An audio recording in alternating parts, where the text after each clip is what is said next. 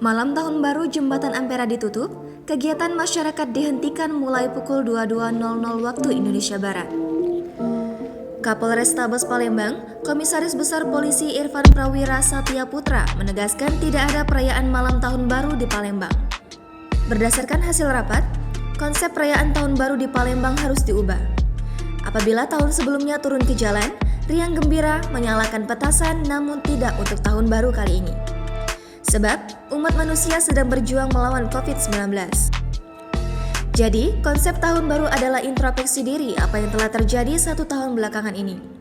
Irfan meminta warga Palembang melaksanakan tahun baru di kediaman masing-masing. Tempat umum atau alun-alun akan ditutup pada malam tahun baru, misalnya Kamangiwa, di bawah Jembatan Ampera, BKB, dan Jakabaring. Jembatan Ampera akan ditutup mulai pukul 19.00 waktu Indonesia Barat.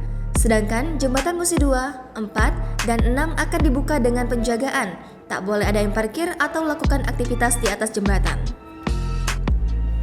Untuk kegiatan ekonomi tetap berjalan namun dibatasi sampai pukul 22.00 waktu Indonesia Barat dan semua harus pulang ke rumah masing-masing.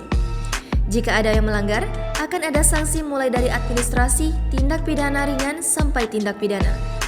Untuk pengamanan Malam Tahun Baru 2022 akan dikerahkan sebanyak 600 personil gabungan dari TNI, Polri, Dinas Perhubungan, dan Pol PP.